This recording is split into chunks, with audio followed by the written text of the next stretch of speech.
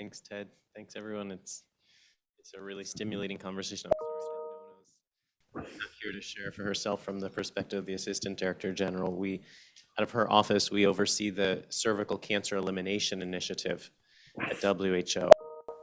And as I'm listening, I was thinking about your question, Joanne, about how can we channel our efforts toward pilots that might be demonstrative of something bigger. And I would echo everything that Andre mentioned and maybe just build on it a little bit. And although WHO has worked with the member states and around cervical cancer elimination, we do see it very much aligned with the kind of conversation around this table, that it's not meant to be in a silo, but rather an anchor point around which we can also build all of the other comprehensive services.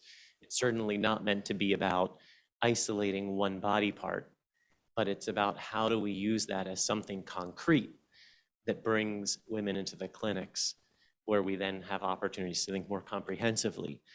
And from the standpoint specifically of eliminating cervical cancer, a number of you are probably aware that the Global Elimination Strategy talks about access to the HPV vaccination. It talks about increasing screening and treatment for precancerous lesions. And then it talks about access to cancer management, including palliative care for cases of invasive cancer.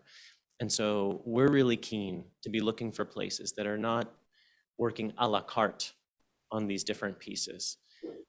If we want to eliminate a cancer that affects women, it's about bringing them all together in one place. And I think that where we're looking at how can we build around what one another are doing, how can we try to leverage some of the existing resources, we'd also love to encourage people to look at places where there might be somebody else doing a lot of really hard work on introducing the HPV vaccine and trying to increase coverage, and doing a lot of really hard work around the screening and treatment. And maybe a number of women are now going to be identified as those programs scale up to screen.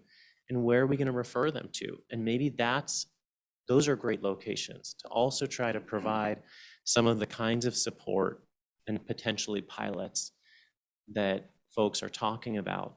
But I think also with a bit of a caveat that there's a lot of pilots of a lot of things. There's a lot of reasons to justify why we should fly in, fly out places to try things out, and then have a conversation afterwards about why someone did or didn't take ownership of something we brought to them. What I like about the conversation so much, I'm really admiring, is the starting point of what folks have been sharing this morning has often been, what are the assets that are there?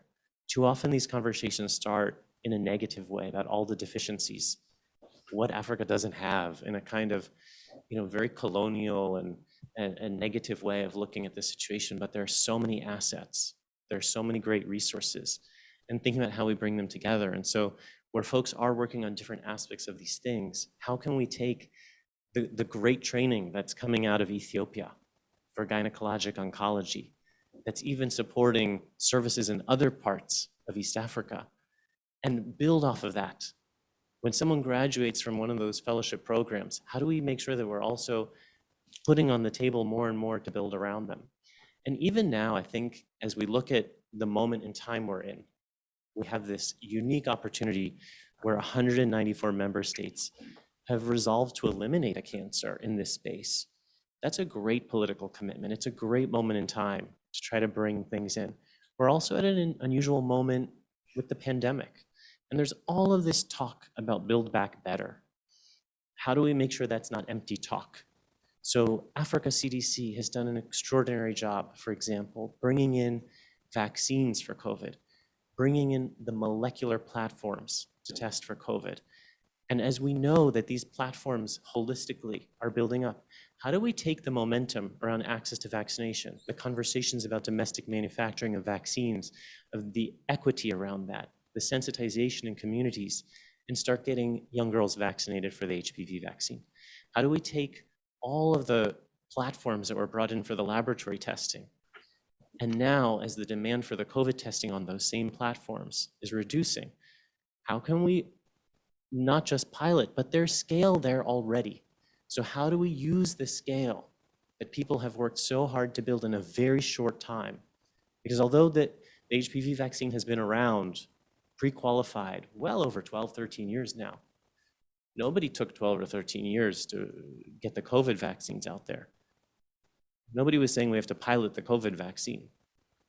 But we can prevent one of the most aggressive threats to women's health with a vaccine now that's been around for a long time. So I think there's opportunities to build off of all of this, and as these other things scale around the secondary prevention, especially with all this momentum, to bring in the kinds of discussions that we're having, the brainstorming for the cancer management piece, and try to support those too.